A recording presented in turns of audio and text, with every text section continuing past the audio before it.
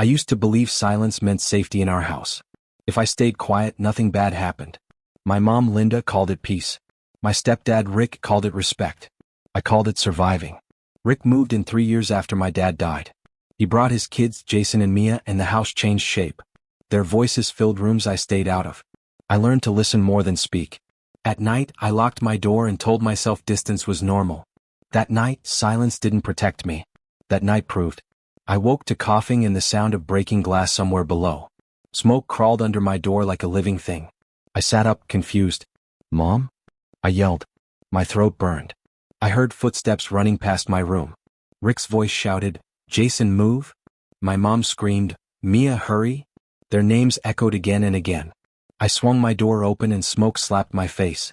"I'm here," I yelled, but the hallway was empty. Panic rose fast, loud, unstoppable inside me. The heat pressed closer and every breath felt stolen from my chest. I froze, shaking, alone, unseen in the dark. I didn't hear my name once. That realization hurt worse than the smoke. "Mom?" I screamed again. No answer. Only alarms and crackling fire. I stumbled forward, low to the ground, remembering something Rick once said. "Stay out of the way," he told me. I laughed then. Now it felt like a sentence. I reached the stairs and saw flames climbing fast. Going down meant death. Going back meant nothing. I chose sideways toward my window. My hands shook as heat screamed around me, daring me to quit. I refused, coughing, crawling, praying silently for any exit to appear now. The smoke grew thicker, heavier, personal. I dropped to my knees and crawled. Each breath tasted like metal. "Please," I whispered, unsure who I begged. The window glowed faintly. I hit it with my elbow. Nothing. Again.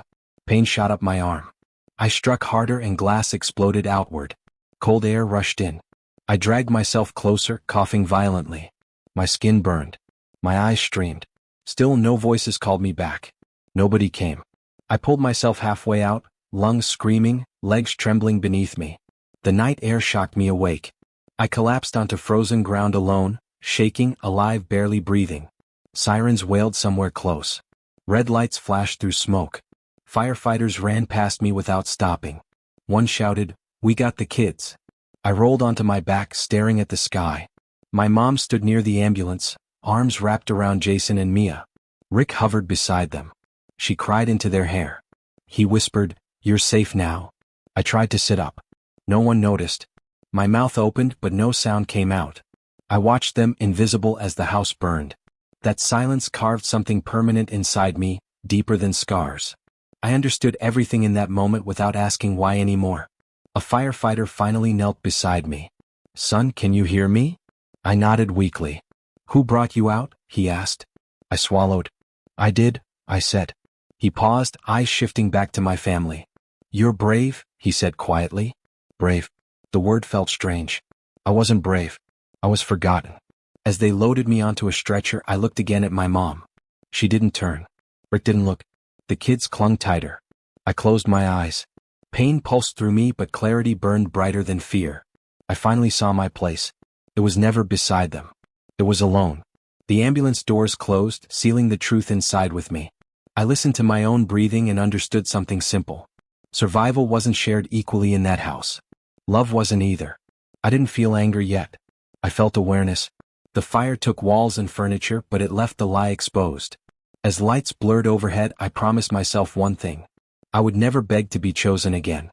If I lived through this night alone, I would live the rest of my life awake. That promise burned stronger than flames ever could. I held on to it while sirens faded away outside. This was the night I learned my value without anyone teaching it. I didn't scream it. I didn't demand it. I survived it. As the ambulance rolled forward, I opened my eyes again. Smoke still lingered in the air behind us. My family stood together, untouched by my absence. I turned my face toward the ceiling and whispered, "I'm still here." No one answered, and I didn't need them to. The fire showed me my truth, and it never let go. That understanding became the beginning of everything that followed. I carried it forward, unafraid, into whatever life remained afterward. I woke up to white lights and a steady beeping sound. My throat hurt. My arms burned. A nurse leaned over me. "You're safe," she said. "Where am I?" I asked. "Hospital," she replied. "You inhaled a lot of smoke." I nodded slowly. "Okay." Another nurse adjusted my bandages. This might sting. It already does, I said. She smiled gently. You're handling it well. A firefighter stepped into the room. His jacket smelled like smoke. Hey kid, he said. Do you remember how you got out? Yes, I answered. Who pulled you out? He asked. I swallowed. No one. He paused. You escaped alone? Yes, I said again. He nodded once like he understood more than he said. That shouldn't have happened. My mom stood near the door. She didn't come closer. Rick stood beside her, arms crossed. Rick shook the firefighter's hand. Thank you for saving my family. That word hit me hard. Family. The firefighter glanced at me. He's family too, he said quietly. Rick didn't answer. My mom looked at the floor. Later, relatives arrived. My aunt rushed in first. Oh my God, she said. Are you okay? I'm alive, I replied. She hugged me carefully. What happened? There was a fire, I said. That's all? She asked. That's enough, I replied. Another relative whispered, where were you when they got out? I was still inside, I said. Her eyes widened. Alone? Yes, I said. The questions kept coming. Each one felt sharp. A nurse returned. You're healing, she said. But scars will remain. I know, I replied. She lowered her voice. Emotionally too. I didn't answer. My mom finally stepped closer. I didn't see you, she said. I know, I replied. Rick cleared his throat. Everything happened fast. It always does, I said. My mom reached for my hand then stopped. I thought you were behind us. I wasn't, I said. Silence filled the room. The doctor came in. You're lucky, he said. Minutes later it would have been worse. Lucky, I repeated. Yes, he said. Very. When everyone left, the room felt heavy. I stared at the ceiling and replayed the night. No footsteps toward my door. No voice calling my name. Just smoke. A nurse came back to check my vitals. Do you need anything? Answers, I said. She squeezed my shoulder. Some things don't come easy. I closed my eyes. My mom returned later alone. She sat beside the bed. I'm sorry, she said softly. For what? I asked. She hesitated. For not checking. I nodded. That's enough. She looked surprised. You're not angry? I'm tired, I replied. Rick didn't visit again that day. Before discharge, a social worker spoke to me. Do you feel safe going home? I thought about the question. I feel aware, I said. She nodded slowly. That matters. When I left the hospital, the air felt different. Cleaner. Colder. My skin hurt. My chest felt tight. But something else hurt more. I understood now. They didn't come back for me because they never thought they'd lose me. The fire didn't change my place. It showed it. I walked out with scars I could see and damage I couldn't explain. Some burns heal. Some truths don't. I waited until the room was quiet before I asked. My mom sat across from me, hands folded too tight. Rick stood near the window, arms crossed. The house smelled like smoke even though we weren't there anymore. Why didn't you come back for me? I said. My mom blinked fast. That's not fair. It's a question, I replied. Not an attack. Rick stepped in. There wasn't time. I looked at him. There was time for Jason and Mia. Silence fell hard. They were closer, he said. So was I replied. Same hallway. My mom shook her head. Everything was confusing. I was screaming, I said. Did you hear me? She didn't answer. Rick sighed. You expect perfection. I expected effort, I said. From the hallway I saw movement. Jason leaned against the wall. Mia stood behind him, eyes wide. Did you know I was still inside? I asked them. Jason looked away. Mia swallowed. I thought you were out, she said. I wasn't, I replied. My mom reached for me. Please don't do this. Do what? I asked. Ask. Rick's voice sharpened. We saved who we could. That sentence matters, I said quietly. He frowned. What's that supposed to mean? It means you chose, I replied. No, my mom said quickly. We panicked. I panicked too, I said. I just did it alone. Rick shook his head. You're twisting this. I'm clarifying it, I replied. Another knock came later that day. A firefighter stood at the door. He recognized me. Hey, he said. Mind if I ask something? Go ahead, I replied. He glanced at my mom and Rick. Standard protocol is to clear all rooms if possible. Rick stiffened. We did what we could. The firefighter nodded slowly. Most parents at least try. The words landed heavy. My mom's face drained of color. Try, she repeated. The firefighter cleared his throat. I'm not here to judge. Just explaining. After he left, no one spoke. Jason broke the silence. We didn't mean for this. I know, I said. That's the problem. Rick rubbed his face. So what now? I thought about that. Now I stop asking. My mom looked up. What does that mean? It means I heard the answers, I replied. She reached for my arm. I love you. I know, I said. But love without action doesn't save anyone. Rick scoffed. You're being cold. No, I said. I'm being careful. Mia stepped forward. Are you mad at us? No, I replied. I'm just done pretending. Jason frowned. Pretending what? That we were all equal, I said. My mom stood. I didn't realize. I did, I replied. I just ignored it. Rick paced. You want an apology? I want honesty, I said. He stopped. Fine. I thought you could handle yourself. That sentence settled everything. My mom whispered, Rick? He shrugged. He's strong. I nodded slowly. I had to be. After that, I spoke less. I listened more. Every word landed clearer now. I noticed how Rick avoided my eyes. How my mom filled silences with excuses. How Jason and Mia went quiet around me. No one asked how I slept. No one asked what I remembered. And I stopped offering. That night, I sat alone and thought about the fire again. Not the flames. The choices. I realized something important. I wasn't abandoned by accident. I was left by priority. That truth didn't make me angry. It made me awake. I didn't need to shout anymore. I didn't need to convince anyone. I saw them clearly now. And once you see clearly, you don't beg for blindness again. That was the moment I stopped fighting for a place that was never mine. I chose distance. And distance chose me back. Recovery forced me to sit still. I hated that part most. My body wanted rest, but my mind refused it. The room smelled like medicine and quiet.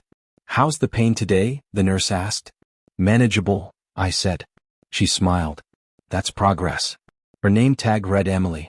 She spoke to me like I mattered, like I wasn't fragile glass. You need anything? She asked. Answers, I replied. She nodded. I hear that a lot. She changed my bandages carefully. You're healing well. Physically, I said. She paused.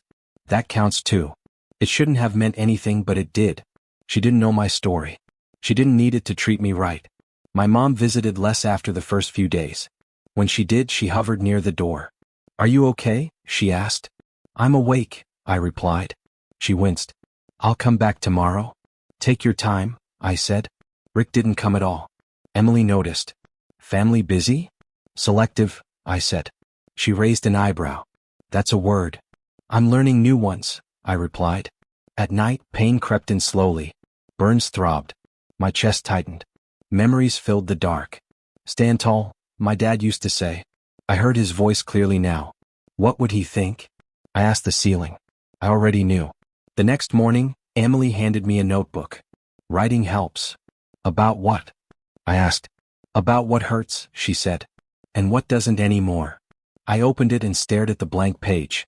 I don't want revenge, I said. Then don't write for that, she replied. So I didn't. I wrote dates. Times. Words spoken. Rick said, there wasn't time. Mom said, I thought you were behind us. Facts. No emotion. No excuses. Emily checked in later. How's the notebook? Honest, I said. That's brave, she replied. I shook my head. It's necessary. My mom came 2 days later. She sat farther away this time. You seem distant, she said. I am, I replied. She sighed. You're still my son. I know, I said. I'm still the one who crawled out alone. She looked down. I don't know how to fix this. I'm not asking you to, I said. That silence lasted longer than the fire. Rick sent a message later. Hope you're healing. I didn't reply. Emily noticed my phone face down. Hard messages? Empty ones, I said. She nodded. Those hurt too. As days passed, pain faded in layers. Skin healed. Thoughts sharpened. I noticed patterns now. Who checked on me? Who didn't? Who spoke carefully? Who avoided truth? Clarity is cruel, I told Emily. It's also freeing, she replied. When discharge came, the doctor said, "You're stronger than you think." I had practice, I replied. Outside, the air felt sharp and clean. The house was gone. The family felt thinner. My mom hugged me carefully. "We'll rebuild." "I already am," I said. She didn't argue. That night, I opened the notebook again. One final line. "I'm hurt, but I'm not lost." The burns still stung. The truth still ached. But confusion was gone. And that mattered more than healing ever would. The questions started quietly. Too quietly to stop. An insurance investigator sat across from me with a folder on his lap. "Can you walk me through how you exited the house?" "I crawled," I said. "Then I broke a window." "Did anyone assist you?" he asked. "No," I replied. He wrote something down. "So you were alone?" "Yes," I said. Outside the room, I heard my mom's voice rise. Rick answered her in a sharp whisper. "That's not how it happened," Rick said. "That's exactly how it happened," my mom replied. A firefighter stepped in later. He glanced at me and spoke casually. "You got yourself out. That's rare." "Is it?" I asked. "Usually parents check all rooms," he said. "Instinct." Rick's face tightened. "We were panicking." The firefighter nodded. "Most people are." That sentence hung in the air. Neighbors stopped me near the temporary housing. "We heard you were found outside alone," one said. "Yes," I replied. "Where was your family?" another asked. "They were together," I said. My mom overheard and stiffened. "People don't need details," she said. "They're asking," I replied. Rick snapped. "You don't have to say everything." "I'm not," I said. "I'm answering." Insurance called again. Media trucks parked nearby. I stayed out of sight. "Why didn't you go back inside for him?" an investigator asked my mom. She hesitated. "I thought he was already out." Rick interrupted. "It all happened fast." The investigator nodded slowly. "But you made it to 2 rooms." Silence followed. At night, arguments started. Voices rose. Doors slammed. "You're letting them think I abandoned him," Rick said. "They're thinking," my mom replied. "Because it doesn't add up." Rick pointed toward me. "He's enjoying this." I looked up. "I'm healing." "That's not an answer," Rick snapped. "It's the only one I have," I replied. My mom watched me closely now. "You don't sound angry." "I'm not," I said. "I'm accurate." Another call came. "Can we quote you?" a reporter asked. "No," I said. "But you can listen." "What do you want people to know?" she asked. "That I survived," I replied. Rick slammed his fist on the table later. "You're making me look bad." "I didn't light the fire," I said. My mom flinched. "Enough." "No," Rick said. "This isn't fair." I stood. Nather was choking alone. He stared at me like he wanted to argue. Then he didn't. The questions didn't stop. They changed shape. Why wasn't his room checked? Why didn't anyone hear him? Why was he outside by himself? Each one cracked something open. My mom sat with me one evening. "I didn't want people to know." "Know what?" I asked.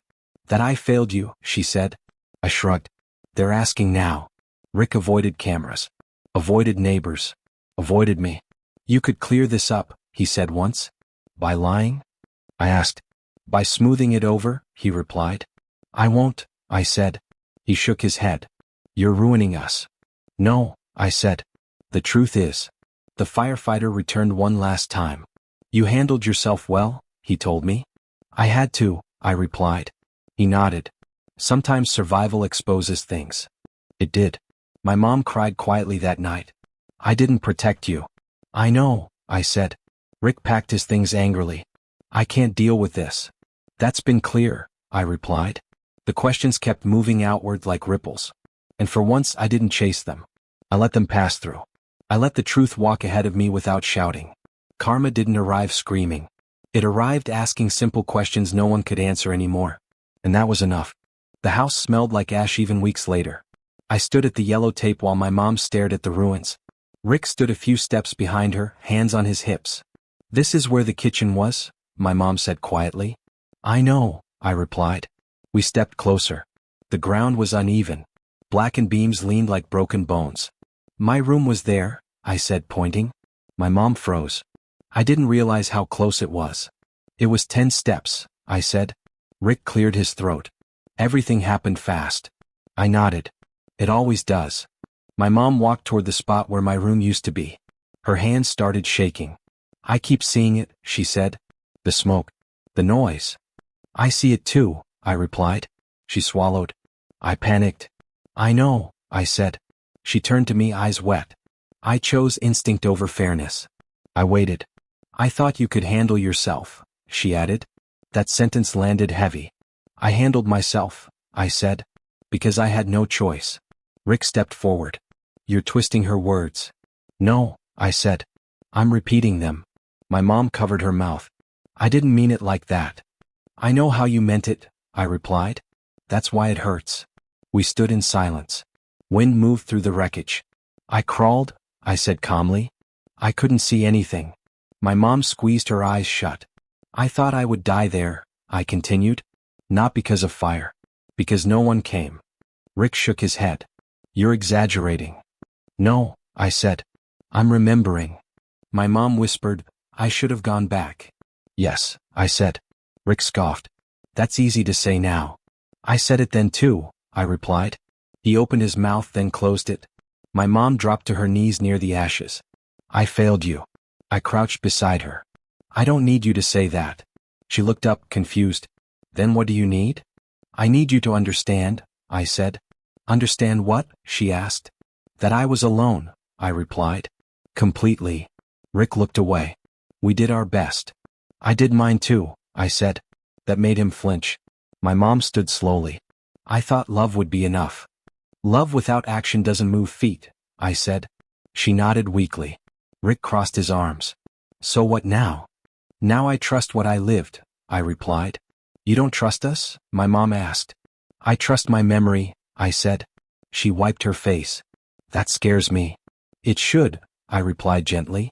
We walked back toward the car. Rick lagged behind. You're making this bigger than it needs to be, he said. I survived something big, I replied. This fits. He stopped. You want an apology? I wanted effort, I said. It's too late for that. He stared at the ground. My mom touched my arm. I don't want to lose you. You already almost did, I said. That silence stayed with us. At the car, Rick muttered, I still think you're being harsh. I think you're being defensive, I replied. He didn't answer. As we drove away, I looked back once. The house didn't look like home anymore. My mom spoke softly. I should have trusted my heart. You trusted it, I said. It just didn't lead to me. She cried quietly. I didn't. Something had shifted inside me. Not anger. Not sadness. Authority. I no longer needed their explanations to validate what I survived. The fire didn't erase my room. It revealed where I stood. And standing there in the open air, I finally felt solid. That place no longer existed. But I did. Distance didn't arrive suddenly. It grew quietly between conversations and glances. Rick spoke less each day. When he did, his voice carried no authority. Jason avoided me completely. If I entered a room, he left it. Mia tried once. She stood in the doorway, twisting her fingers. I'm sorry, she said. For what? I asked. She swallowed. I don't know how to say it. That's okay, I replied. You don't have to. She nodded, relieved, and walked away. Guilt followed her like a shadow she couldn't outrun. My mom sat with me one evening, hands wrapped around a mug she wasn't drinking. I need to tell you something, she said. I'm listening, I replied. I ignored things, she admitted. For years. Like what? I asked. Small exclusions, she said. Moments I told myself didn't matter. They mattered to me, I said. I know, she whispered. I chose comfort over conflict. I nodded slowly. That choice has a cost. She looked at me. I'm sorry. I don't expect forgiveness. I just want honesty between us. That's a start, I replied. Rick entered the room then, already irritated. Are we still doing this? Yes, my mom said firmly.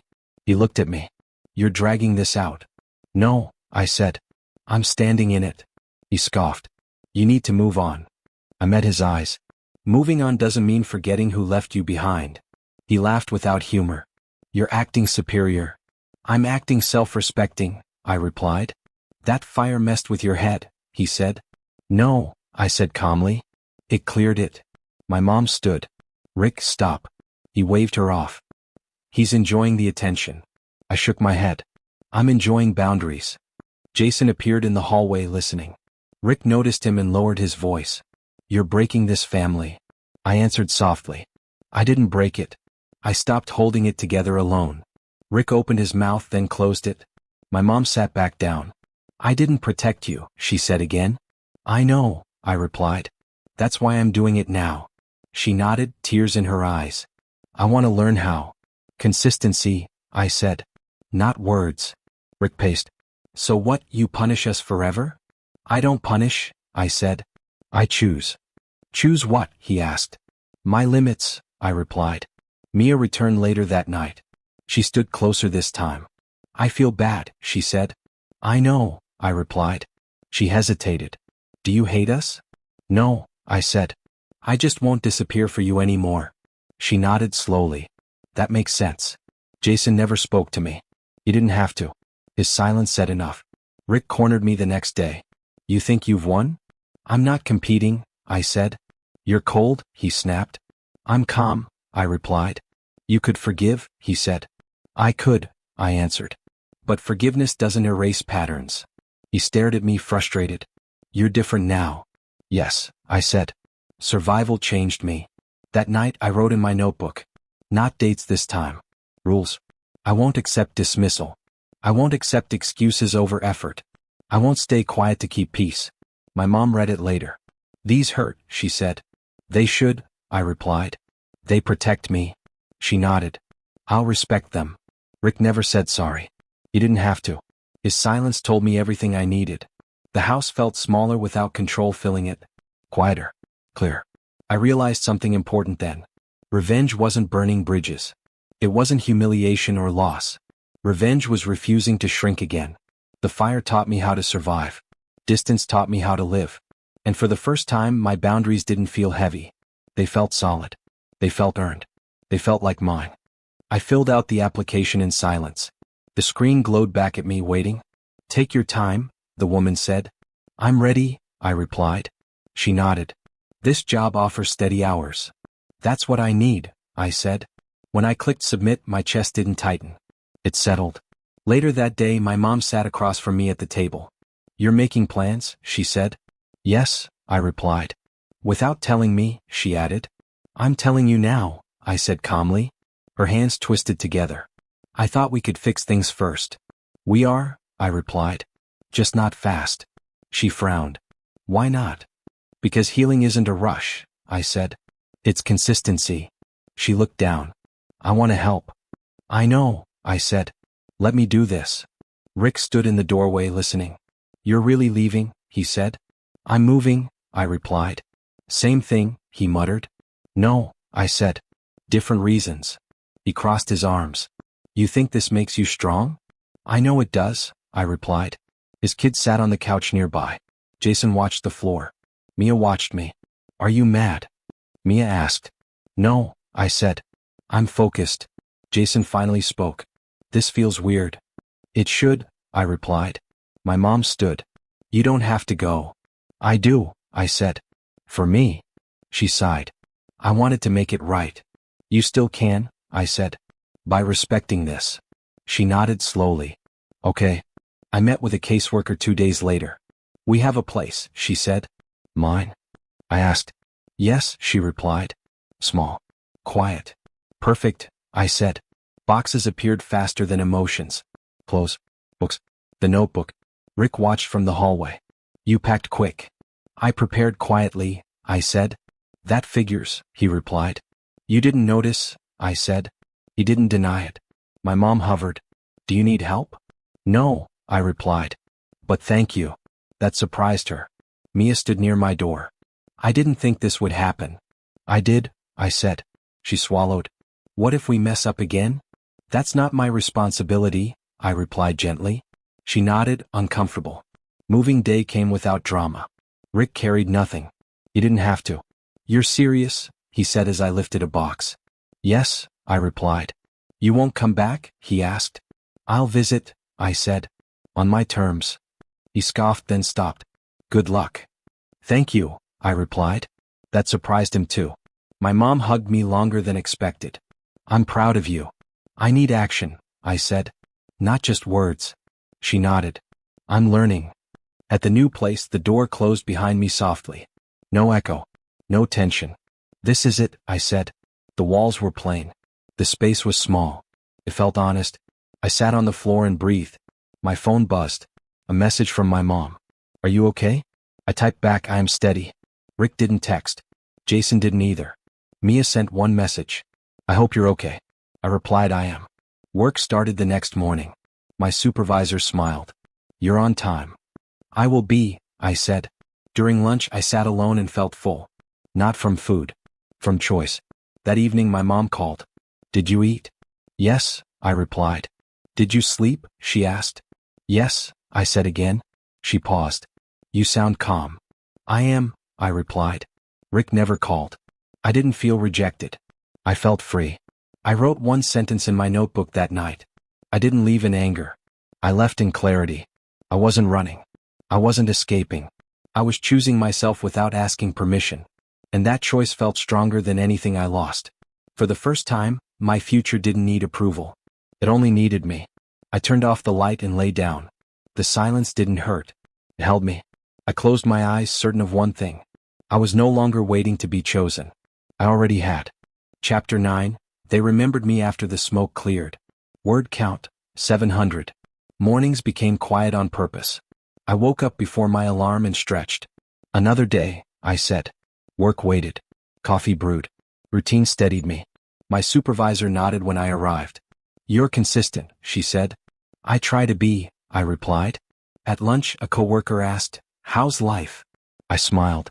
Simple, I said. That felt honest. Simple wasn't empty anymore. It meant peaceful.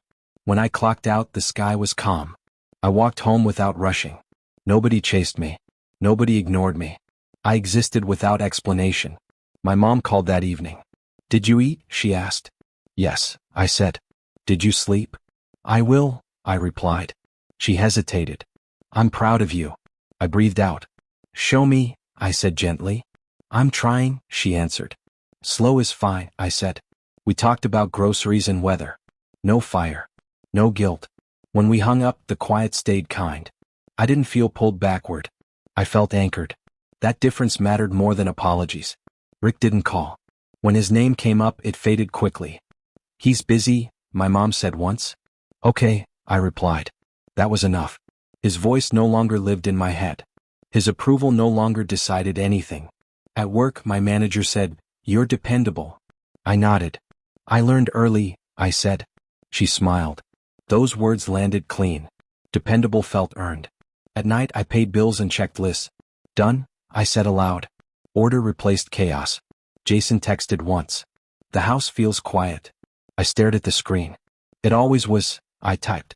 He didn't respond. Mia sent a message later. I hope you're okay. I am, I replied. That truth surprised me. I didn't feel cruel. I felt finished. Their discomfort wasn't my punishment. It was their lesson. I didn't celebrate it. I let it exist. That felt like justice without noise. Some nights, memories returned. Smoke. Eat. The window. I didn't fight them. You lived, I told myself. The fire was tragedy, yes, but it was also an awakening. I survived alone, and that truth reshaped me. It taught me where to stand and when to leave. It taught me to listen to actions over promises. I didn't hate anyone. I didn't forgive everything. I chose clarity. That choice held me steady. My mom visited one weekend. She stood in the doorway. This place suits you, she said. It does, I replied. We sat and drank coffee. I want to rebuild, she said. Slowly, I answered. She nodded. I'll show you. I believed her more this time. Not because of words, but because of patience. When she left, the quiet returned, gentle and earned. Before bed, I wrote one line on a note and taped it near the light. Never leave yourself again. I turned off the lamp. The room went dark, but I didn't feel afraid. I felt complete. I was left behind once. I never leave myself again.